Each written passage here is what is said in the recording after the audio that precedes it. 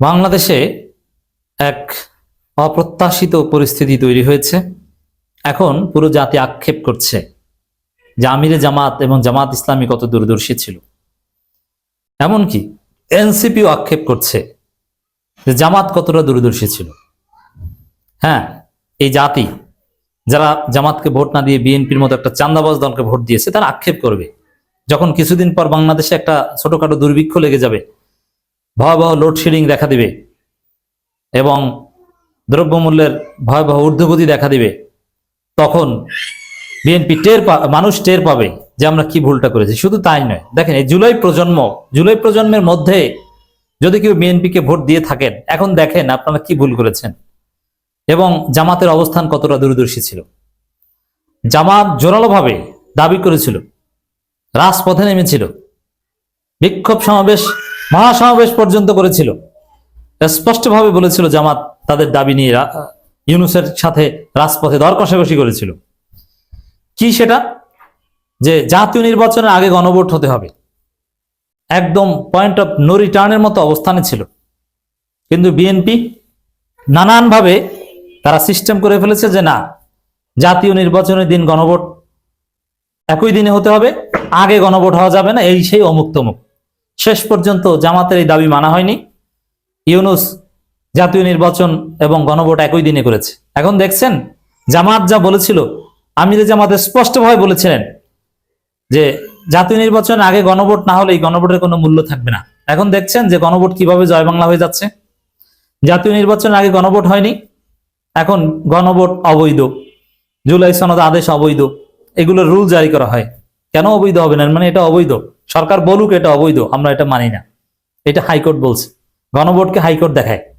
দেখছেন এই যে দেশের এই পরিস্থিতি, এটা তো আরেকটা বিপ্লবের দিকে যাবে দেশ। বিএনপি সরকার তো অবৈধ হয়ে যাচ্ছে, কারণ গণভোট, জুলাই সনদ এগুলো সব অবৈধ হলে নির্বাচন অবৈধ, তারেক সরকার অবৈধ। তাহলে জাতীয় নির্বাচনের আগে গণভোটের যে দাবি জামাতের ছিল, এটা যে কতটা দূরদর্শী দাবি ছিল এবার বুঝছেন। বৃহত্তর স্বার্থে জামাত মেনে নিতে বাধ্য হয়েছে। কিন্তু আমার তো মনে হয় যে গণভোট ছাড়া নির্বাচনে যাওয়া উচিত হয়নি। এখানে এনসিপি কেও দায়ী করতে হবে, কারণ এনসিপি কিন্তু জাতীয় নির্বাচনের দিন গণভোটে রাজি ছিল। এনসিপির প্রথমে একটা অবস্থান ছিল যে না, গণভোট জাতীয় নির্বাচনের আগে হতে হবে, কিন্তু এক পর্যায়ে এনসিপির অবস্থান ছিল যে না, গণভোট জাতীয় নির্বাচনের আগে পরে এটা জরুরি না, জাতীয় নির্বাচনের দিনও হতে পারে। এখন এনসিপি বুঝো চালাকি করছিল, জামাতের চাইতে বেশি বুঝছিল তোমরা। এখন দেখো কি হয়, এখন আবার বিপ্লবের জন্য প্রস্তুতি নাও। এখন তোমার সংসদ নির্বাচন, 6 জন এমপিগিরি সব ছুটে যাবে, কারণ পুরো নির্বাচনই তো অবৈধ হয়ে যাবে। দেশ যেদিকে যাচ্ছে তাতে পুরো নির্বাচন এটা বৈধ থাকে না, সেই পরিস্থিতি আমরা দেখতে পাচ্ছি। দর্শক, এখন সবাই আক্ষেপ করছে এবং টের পাচ্ছে যে জামাত কি জিনিস। আক্ষেপই করতে হবে। অতএব এখন থেকে যারা দেখছেন যে বিএনপিকে ভোট দিয়ে ভুল করেছেন, দেশটা ধ্বংসের দিকে যাচ্ছে, সবকিছু এলোমেলো করে ফেলেছে, বিএনপি বিশ্বাসঘাতকতা করছে, 2 নাম্বারই করছে, প্রতারণা করছে জাতির সাথে, এখন থেকে জামাতের সাথে থাকেন। জামাত রাজপথে ডাকলে রাজপথে আসবেন। স্থানীয় সরকার নির্বাচনগুলোতে জামাতকে শক্তিশালী করেন, নইলে জাতির কপালে বিপদ আছে। এই জাতির আশা আকাঙ্ক্ষার মুক্তির একমাত্র ভরসা জামাত। দেখছেন তো সবাই প্রতারণা করে, কত বড় প্রতারণা, পুকুর চুরি। তারেক রহমান নিজে বলেছেন গণভোটে হা দিন, এখন সেই গণভোটকে অবৈধ ঘোষণা করতে আইনি লড়াই চালাচ্ছে বিএনপির আইনজীবীরা। কত বড় মোনাফেক ধান্দাবাজ, কত প্রকার কি কি দেখছেন। তারেক রহমান মোনাফেক, এর মানে ভোট পেতে হলে হা ভোটের পক্ষে বলতে হবে, যদিও বিএনপির বেশিরভাগ লোক না ভোটেই দিয়েছে। কত বড় ছলচাতুরি, প্রতারণা করে ক্ষমতায় এসে এখন গণভোটকে অবৈধ ঘোষণা করানোর চেষ্টা করছে হাইকোর্টের মাধ্যমে। বিএনপির প্রতারণা দেখছেন। অতএব এই জাতির মুক্তি বিএনপির হাতে নাই, এই জাতির মুক্তি জামাতের হাতে, শিবিরের হাতে। বিএনপি ক্ষমতায় এসে সন্ত্রাসের রাম রাজত্ব কায়েম করছে, ক্ষমতায় এসে চাঁদাবাজিকে রাষ্ট্রীয়ভাবে বৈধতা দেওয়ার চেষ্টা করছে। বিএনপি ক্ষমতায় এসে কি করছে, কি অপরাধ করছে না? ধর্ষণ জ্যামিতিক হারে বেড়ে গেছে, কারণ বিএনপির ক্ষমতা ব্যবহার করে বিএনপি সন্ত্রাসীরা এই কাজ করছে, মানুষ হত্যা করছে। শিক্ষা প্রতিষ্ঠানগুলো, বাংলাদেশের ইতিহাসে যে সুন্দর পরিস্থিতি কখনো ছিল না সেই সুন্দর পরিস্থিতি, যুগ যুগ ধরে ঢাকা বিশ্ববিদ্যালয় সহ বিশ্ববিদ্যালয়গুলোর হলগুলোর সিট বন্টনের দায়িত্ব ছিল ক্ষমতাসীন ছাত্র সংগঠনের উপর, যে যেরকম পারছে ভাগ বাটোয়ারা করে খেয়েছে। এখন একটা নিয়মের মধ্যে এসেছে, প্রতিষ্ঠান প্রশাসন এগুলো সব ঠিক করছে, বিশ্ববিদ্যালয় প্রশাসনের হাতে। তুমি যত বড়ই ছাত্র নেতা হোক, তোমার ছাত্রত্ব না থাকলে তুমি হলে থাকতে পারবে না। সেই পরিবেশ নষ্ট করে দিতে হল দখল করার উদ্দেশ্যে টেস্ট কেস হিসাবে ঢাকা পলিটেকনিক ইনস্টিটিউটে ভয়াবহ হামলা চালিয়েছে ছাত্রদল সন্ত্রাসীরা। অতএব বিএনপি ছাত্রদল বিএনপিকে ভোট দিয়ে যে কত বড় ভুল করেছেন। বিশেষ করে শহীদদের রক্ত, শহীদদের আত্মা কষ্ট পাচ্ছে, শহীদদের রক্ত বৃথা যাচ্ছে।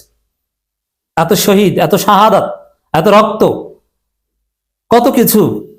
তারপরে যে জুলাই সংস্কার, সেগুলো এখন বিএনপি ধামাচাপা দিচ্ছে, বেঈমানি করছে। তো দর্শক, এটা একটা টপিক আমার এই আলোচনা। আরেকটা টপিক হচ্ছে বিরোধী দলীয় নেতার সঙ্গে চীনা রাষ্ট্রদূতের সাক্ষাৎ। এক্ষেত্রে আমি একটু বিরক্ত। দেখেন, চীনকে নিয়ে আমাদের অনেক আশা আকাঙ্ক্ষা ছিল। চীনের ঐতিহাসিক সভ্যতার ইতিহাস রয়েছে, চীনের অনেক টাকা পয়সা আছে। একসময় যুক্তরাষ্ট্র অনেক টাকা পয়সা দিয়ে সুপার পাওয়ার হয়েছে, হিউম্যানিটেরিয়ান বিভিন্ন এইড দিত এবং সারা পৃথিবীব্যাপী যুক্তরাষ্ট্রের দালাল ছিল। কিন্তু চীন টাকা আছে, কিন্তু ধৈর্য একটা দেশ, কিচ্ছু করতে পারে না। জামাতের সাথে চীনের ভালো সম্পর্ক ছিল। জামাতের ভারতের হেজিমনির বিরুদ্ধে চীনকে বাংলাদেশের দরকার অনিবার্যভাবে। কিন্তু চীন ইনভেস্ট করছে, টাকা পয়সা দিতে রাজি হয়, জামাতের আমিরের কাছে বারবার আসে, সবাইকে দাওয়াত টাওয়াত দেয়, কিন্তু কাজের বেলায় ধৈর্যা, কিচ্ছু করতে পারে না। বাংলাদেশের রাজনীতি নির্বাচন নিয়ে ভারত এবং আমেরিকা খেলে দিল, আর চীন ধৈর্যার মতো চেয়ে চেয়ে দেখলো। এই কিছু গর্ধব আছে না, যে টাকা পয়সা আছে আর কিছু করতে পারে না। চীন হচ্ছে একটা গর্ধব টাইপের রাষ্ট্র, মাথা মোটা টাইপের রাষ্ট্র। কিছু আবিষ্কার আর কিছু ব্যবসা বাণিজ্যের বাইরে এরা বোঝে না। এই জন্য চীন কোনোদিন সুপার পাওয়ার হতে পারবে না, চীন তেমন কিছুই করতে পারবে না। চীনপন্থীরা কোনো দেশে ক্ষমতা আসলে টিকতেও পারে না। এরা পারে অবরণ ঘটাতে, একটা দেশ ধ্বংস করতে। যেমন মিয়ানমারের চীনপন্থীরা মিয়ানমারকে অশান্ত করে রেখেছে। আর ভারত চীন কিভাবে খেলে দেখছেন। বাংলাদেশে চীনের কোন স্ট্র্যাটেজিক স্বার্থ আছে, অথচ ভারতকে কেনার মতো টাকা আছে চীনের। তা আমিরে জামাতের সাথে দেখা করেন চীনের, এগুলো দুধ ভাত। এটা বোঝার জন্য সবচেয়ে বড় ইস্যু আপনি ইরানের দিকে তাকিয়ে দেন। ইরানের স্ট্র্যাটেজিক পার্টনার চীন, অথচ ইরানকে একদম তছনছ করে দিচ্ছে চীন, দৈন্যের মতো বসে আছে। এরকম মিত্র দিয়ে কি করে? তো এই জন্য আমিরে জামাতের সাথে চীনের রাষ্ট্রদূতের সাক্ষাৎ, এগুলো থেকে অনেকটা বিরক্ত। সাক্ষাৎ করেন, আসছে, কিন্তু চীন তেমন কিছু করতে পারে না। বরং ভারত এবং আমেরিকা এই দুইটার সাথে কিভাবে রাজনীতি করা যায়, এই বিষয়ে ভাবতে হবে। চীনকে গুরুত্ব দিয়ে লাভ নাই। চীনকে এই জন্য হাসিনা এভাবে ঘুরাতো, হাসিনার পিছনে পিছনে ঘুরেছিল, বুঝতে পারছেন।